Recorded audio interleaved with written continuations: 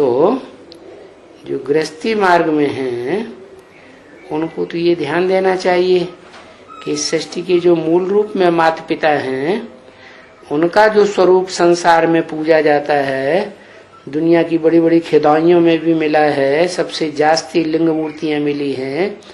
भारत में भी गांव गांव में शहर शहर में वो रूप पूजा जाता है जो माता पिता का कॉम्बिनेशन का स्वरूप है। कौन क्या है? शिवलिंग। तो शिवलिंग तो पत्थर का लिंग बनाई दिया, यादगार है।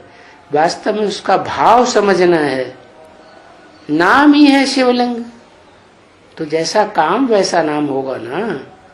लिंग माने कोई पुरुष है और शिव माने उसका, शिव तो एक का ही नाम है आत्मा का, जो सदा कल्याणकारी है, कभी अकल्याणकारी बनता नहीं। ऐसे नहीं कि सृष्टि के आदि में तो कल्याण कर दे आत्माओं का, सबको मुक्ति जीवन मुक्ति प्राप्त कराने में बड़ा सहयोगी बन जाए और लास्ट में जाके सबका संहार कर दे, तो सदा कल्याणकारी हुआ? बिल्कुल नहीं हुआ। सदा कल्याणकारी तो एक शिव है जिसको कहा जाता है सदा शिव।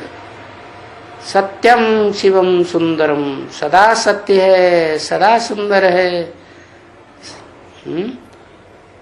और सदा कल्याणकारी है।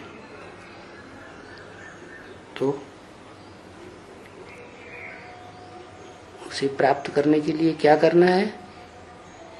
बैठ के याद करना कोई बड़ी बात नहीं। कर्म करते भी बाप की याद रहे और प्रैक्टिकल स्वरूप की याद रहे। ऐसे नहीं कि आत्माओं का बाप शिव बाप याद कर लिया या मनुष्यों के बाप को याद कर लिया, शिव बाप भूल गया, नहीं चलेगा। ये कोई प्रवृत्ति मार्ग की याद नहीं हुई। तो ये है ऊंची थी ऊंची मंजिल।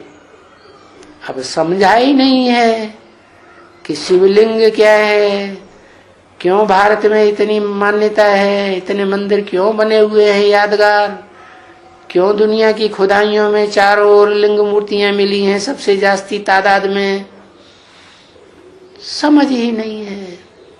तो पहले तो गहराई से समझना है कि वो प्रैक्टिकल रूप क्या है।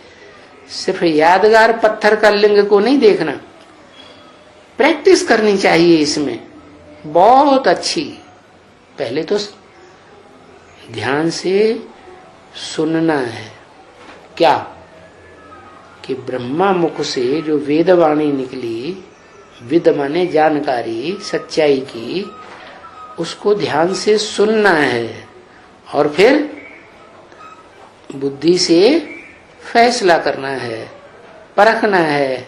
दुनिया कहती है वो सत्य है या जो बाबा ब्रह्मा के मुख में बोल रहे हैं वो बात सत्य है।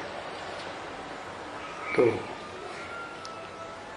जब पक्का निश्चय हो जाता है तो पता चल जाता है कि हमारी ऊंची थी ऊंची मंजिल क्या है, जहां हमें याद की यात्रा से पहुंचना है।